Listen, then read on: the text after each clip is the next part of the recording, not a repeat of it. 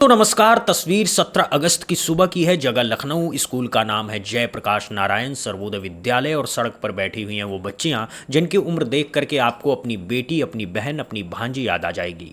School की uniform पहने हुए, हाथों में पोस्टर लेकर के, गले में स्कार्फ बांधे हुए ये छोटी छोटी बच्चियां सुबह 9 बजे स्कूल से निकल करके बुद्धेश्वर मोहन रोड पर धरने पर बैठ गई।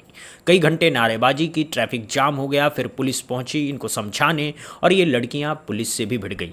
जिस देश की 12 साल की, 14 साल की, 16 साल की बेटियां अपने ही टीचर मांगने के लिए, अपनी ही पढ़ाई के लिए सड़क पर उतर करके वर्दीधारी पुलिस से भिड़ रही हों, उस देश के हुक्मरानों को समझ जाना चाहिए कि पानी अब सर से ऊपर जा चुका है। आप खुद सुनिए इन बच्चियों को क्या कह रही हैं, किस दर्द से कह रही हैं, फिर हम आगे बढ़ेंगे।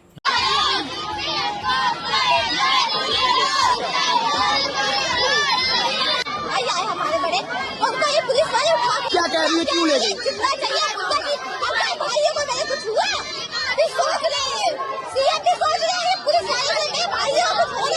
अभी पहली बार आप लोगों ने हमसे तो आप लोग इस प्रॉब्लम पहली बार कह रहे हो ना। अभी आप लोग कॉलेज में चलो, ठीक है, हम लोग वहीं पे बात करें। ये देखो डायरेक्टर साहब है।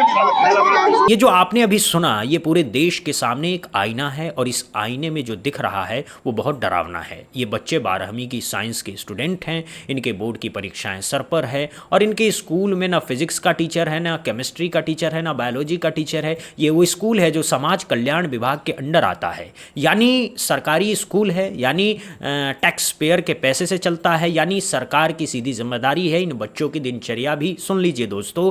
सुबह 4 बजे उठना है योग के लिए, फिर नाश्ता, फिर असेंबली 2 घंटे लंबी और असल पढ़ाई शुरू होती है 9 बजे। मतलब जीने की उम्र में इनको सेना में भर्ती किया गया है और पढ़ाने वाला कोई नहीं है। बच्चियों ने बताया कि उन्होंने पहले भी कई बार शिकायत की। समाज कल्याण मंत्री असीम अरुण खुद स्कूल आए थे, बच्चों से बात की थी, आश्वासन दिया था कि आपकी समस्या पर काम होगा।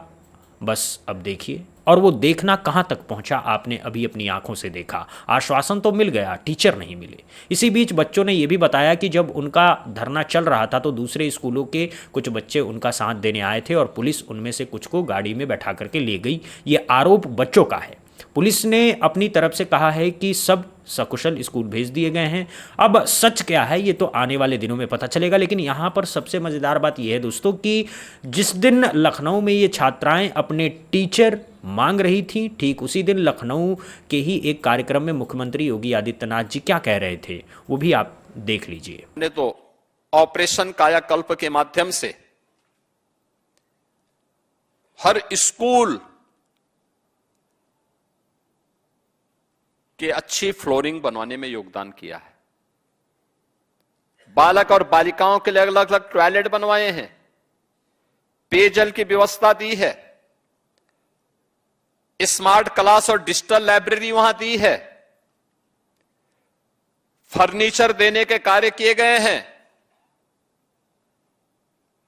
हर बच्चे को 1,60,00,000 बच्चे के लिए बैग भी दिया है, बुक्स भी दिया है, 2 यूनिफॉर्म प्रत्येक बच्चे को,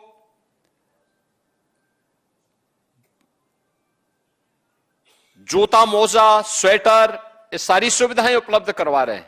तो एक तरफ मुख्यमंत्री जी शानदार आंकड़े गिना रहे हैं, फ्लोरिंग है, टॉयलेट है, पेयजल है, स्मार्ट क्लास है, डिजिटल लाइब्रेरी है, फर्नीचर है, बैग है, यूनिफॉर्म है, जूता है, मोजा है, स्वेटर है, सब कुछ। बस टीचर नहीं है। और टीचर कहाँ से लाएंगे? टीचर की तो कोई डिजिटल लाइब्रेरी में एप्लीकेशन नहीं आती। टीचर तो भर्ती करनी पड़ती है, टीचर तो नियमित रखनी पड़ती है, टीचर के लिए बजट देना पड़ता है। ये काम तो हुआ नहीं।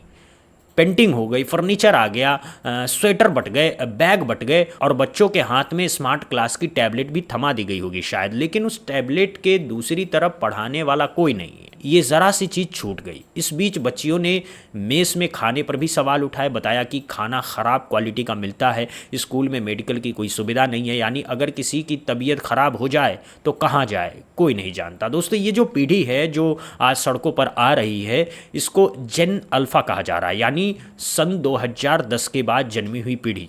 ये वो पीढ़ी है जिसने आंख खोलते ही मोबाइल देखा है, इंटरनेट देखा है, यूट्यूब देखा है और सबसे बड़ी बात, इस पीढ़ी ने अपने माँ बाप को भी सोशल मीडिया पर आवाज़ उठाते हुए देखा है।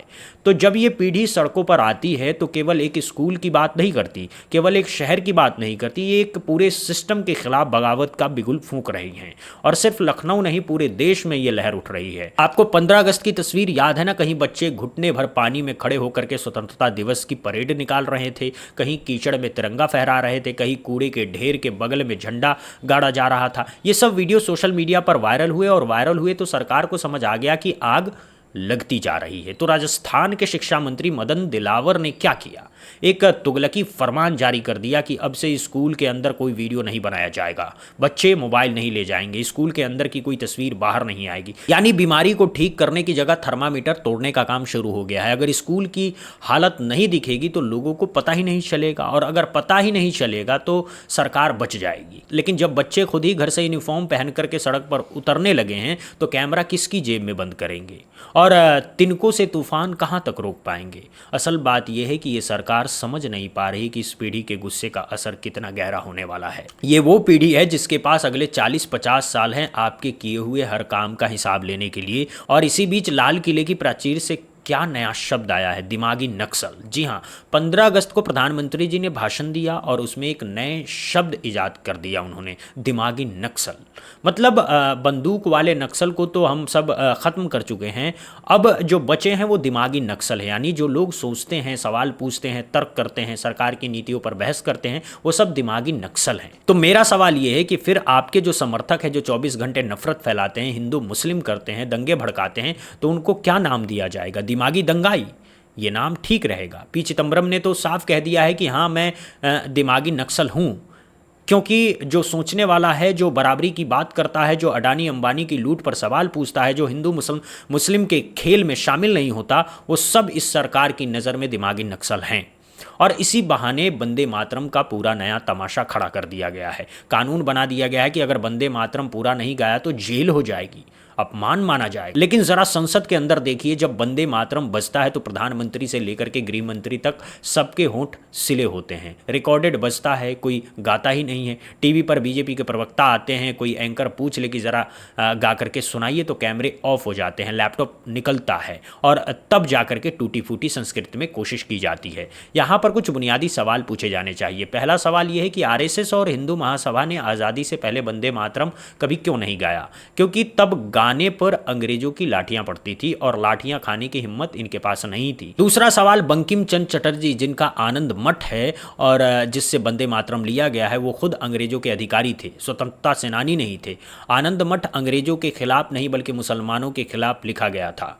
तीसरी बात, हमारे आज़ादी के दीवाने वंदे मातरम के नारे की तरह इस्तेमाल करते हैं, पूरा गीत नहीं गाते थे। भगत सिंह की हिंदुस्तान सोशलिस्ट रिपब्लिकन आर्मी का नारा इनकलाब जिंदाबाद था। नेताजी सुभाष चंद्र बोस का नारा जय हिंद था। वंदे मातरम कोई एकमात्र नारा नहीं था। चौथी बात, 1934 में कांग्रेस की कार्यकारिणी ने बंगाल से पूछा था, तब गुरुदेव रविन्द्रनाथ टैगोर और नेताजी सुभाष चंद्र बोस ने मिलकर के तय किया था कि पहले 2 बंद गाए जाएंगे, क्योंकि उसके बाद का हिस्सा देवी के रूप में आ जाता है और ये धार्मिक गीत बन जाता है, इससे मुस्लिम समुदाय को दिक्कत होगी। ये फैसला टैगोर और बोस का था, नेहरू का नहीं, लेकिन गाली नेहरू को दी जाती है। और सबसे बड़ा सवाल, अगर आपको इतना ही प्यार है वंदे मातरम से, तो जब आपने आरएसएस बनाई तो अपना गीत क्यों बनाया? नमस्ते सदा वत्सले मातृभूमि वंदे मातरम को अपना गीत क्यों नहीं बनाया? तब क्यों याद नहीं आई? ये सारे सवाल पूछने वाले लोग हैं जो अब दिमागी नक्सल कहलाएंगे, और जो हर बात पर हाँ में हाँ मिलाएंगे वो देशभक्त कहलाएंगे। इसी बीच अब आपको एक और मज़ेदार बात बताते हैं जो एनटीए ने की है। एनटीए यानी कि नेशनल टेस्टिंग एजेंसी, वही एजेंसी जिसने नीट पेपर लीक करवाया था, जिसकी वजह से पूरा देश सड़कों पर उतरा था, जिसकी वजह से धर्मेंद्र प्रधान को शिक्षा मंत्री का पद छोड़ना पड़ा था। उसी एनटीए ने अब यूजीसी नेट के पेपर के साथ नया कारनामा कर दिखाया है। यूजीसी नेट का पेपर हुआ था 22 से 30 जून के बीच। पूरे 87 विषयों में परीक्षा हुई थी और अब पूरे 1.5 महीने बाद यानी कि 16 अगस्त की देर रात एनटीए ने बताया कि 3 विषयों में भारी गड़बड़ी थी, अंग्रेजी, वाणिज्य और समाजशास्त्र। इन तीनों के पेपर दोबारा होंगे। और गलतियां क्या थी ये भी सुन लीजिए। विद्वानों के नाम गलत लिखे हुए थे, किताबों के नाम गलत थे, व्याकरण की गलतियां थी, अनुवाद की गलतियां थी और सबसे बड़ी बात, बहुत सारे सवाल पिछले पेपरों से हूबहू कॉपी करके डाल दिए गए थे। ये वो परीक्षा है जो पास करने के बाद असिस्टेंट प्रोफेसर बनने की पात्रता मिलती है, जो जूनियर रिसर्च फेलोशिप के लिए होती है। यानी देश के भावी शिक्षक, देश के भावी शोधकर्ता, इनकी परीक्षा में ये हाल है। और अब पेपर होगा 9 और 10 सितंबर को, यानी बच्चों को बामुश्किल 3 हफ्ते मिलेंगे। जो जून में पेपर दे करके आराम कर रहे थे वो अब रात दिन एक करेंगे। और एनटीए बड़ा एहसान जताते हुए कह रहा है कि हम आपसे फीस नहीं ले रहे हैं। वाह क्या कृपा है, गलती आप करें, सजा बच्चे भुगते और ऊपर से आप एहसान भी जताएं। इस देश के टैक्स पेयर की जेब से ये सारा पैसा जा रहा है, आपके मामा के घर से नहीं जा रहा है। और ये वो बच्चे हैं जिनके परिवार लोन लेकर के कोचिंग करवाते हैं, जो रात भर जाग करके पढ़ाई करते हैं, जिनकी पूरी जिंदगी एक पेपर पट्टी की होती है। इनके साथ ये मजाक हो रहा है और सरकार वंदे मातरम में उलझी हुई है। इसी सब के बीच एक और खबर आई है जो बताती है कि सरकार के पैरों तले जमीन खिसक रही है। पिछले कुछ दिनों में कई ऐसे फैसले हुए हैं जो इशारा करते हैं कि अंदर ही अंदर एक घबराहट है। राहुल गांधी पर सावरकर वाले मामले में जो केस चल रहा था उसके लिए यूपी सरकार से परमिशन चाहिए थी और यूपी सरकार ने वो परमिशन दी ही नहीं। अब आप सोचिए कि जो योगी सरकार राहुल गांधी पर एक एक बात पर कठोर कार्रवाई की बात करती हैं, वो अचानक इतनी मेहरबान क्यों हो गई? तो असल कारण यह है कि सावरकर के पोते सात्यकी सावरकर ने जब कोर्ट में केस लड़ा तो कोर्ट के अंदर उनको ऐसी नाक रगड़नी पड़ी है कि जो बातें अब तक सोशल मीडिया पर व्हाट्सएप पर झूठ बना करके फैलाई जाती थी वो कोर्ट के अंदर स्वीकार करनी पड़ रही है। कोर्ट में फैक्ट देना पड़ता है, कोर्ट में झूठ नहीं चलता है। तो पोता खुद ही मान रहा है कि हाँ सावरकर जी गाय को देवी नहीं मानते थे। हाँ माफ़ी वाले पत्र लिखे गए थे। तो यूपी सरकार को डर है कि अगर राहुल गांधी वाला केस चला और उसमें फैसला उनके हक में आ गया तो माफ़ी वीर शब्द कोर्ट से सैंक्शनड टर्म बन जाएगा। इसीलिए केस से पीछे हटना ज़्यादा सुरक्षित लगा। इसी तरह प्रधानमंत्री जी का पूरा 15 अगस्त का भाषण अगर आप गौर से देखेंगे तो एक बात नोटिस करेंगे, इस बार वो कांग्रेस को गाली देना भूल गए, नेहरू को कोसना भूल गए, इंदिरा जी को कोसना भूल गए, बल्कि नेहरू के बताए रास्ते पर चलने की बात करने लगे। ये मजबूरी है, कुछ समझ नहीं आ रहा, इसीलिए दिमागी नक्सल जैसा नया शब्द गढ़ना पड़ रहा है ताकि 2-4 हफ्ते मीडिया इसी पर लगी रहे, असली मुद्दे पीछे छूट जाएं। यहाँ तक कि रामदेव तक के सुर बदल गए हैं। अब वो कह रहे हैं कि सरकारी नौकरियों के इंटरव्यू में 99% तक घोटाला है। अब वो कह रहे हैं कि देश का बचपन और जवानी खतरे में है, न हिंदू खतरे में है न मुसलमान। ये वही रामदेव हैं जिन्होंने कहा था कि मोदी आते ही स्विस बैंक से पैसा वापस आ जाएगा, डॉलर की कीमत गिर जाएगी, हिंदू राष्ट्र बन जाएगा। इनको ज़मीन मिट्टी के मोल मिली, तेल का साम्राज्य खड़ा कर दिया, सरकार से भरपूर फ़ायदे उठाए, लेकिन आज इनके भी सुर बदल रहे हैं। तो इसकी वजह क्या है? वजह यह है कि ये सब लोग समझ चुके हैं कि जेन अल्फ़ा के गुस्से से अगर आप ज़रा भी टकराए तो ये बच्चे आपको उत्पाद का ऐसा बहिष्कार करेंगे कि सारा साम्राज्य धड़ाम से गिर जाएगा। ये बच्चे अपने माँ बाप को आपके एक भी उत्पाद खरीदने नहीं देंगे। तो डर से ही सही लेकिन कम से कम सच बोला जा रहा है। और यही तो लोकतंत्र की खूबसूरती है दोस्तों, कि राजा के अंदर जनता का डर होना चाहिए, जनता के अंदर राजा का डर नहीं।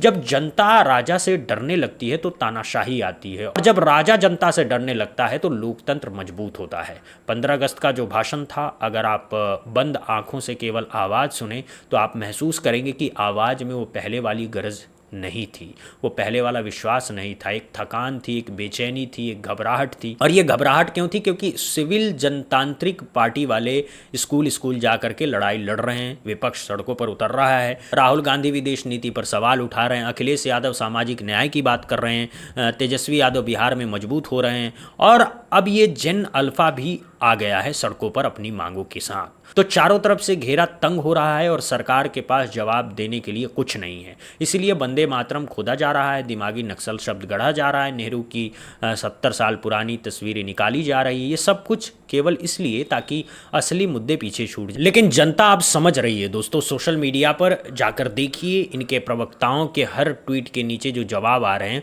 वो बताते हैं कि हवा का रुख बदल चुका है। लोग अब सवाल पूछ रहे हैं, तर्क कर रहे हैं, फैक्ट चेक चेक कर रहे हैं और झूठ को झूठ की तरह पहचान रहे हैं। तो कहानी का मूल संदेश यही है कि लखनऊ में जो छोटी छोटी बच्चियां अपने टीचर मांगने के लिए सड़क पर बैठी हैं, वो केवल टीचर नहीं मांग रही, वो इस पूरे सिस्टम से जवाब मांग रही हैं जो पिछले 11 साल से बड़े बड़े वादे कर रहा है और छोटी छोटी ज़रूरतें भी पूरी नहीं कर पा रहा है। बच्चों का ये गुस्सा कोई साजिश नहीं है, कोई विदेशी हाथ नहीं है, कोई अर्बन नक्सल नहीं है, ये उस भारत की आवाज़ है जो आपने बनाने का वादा किया था लेकिन बना नहीं पाए।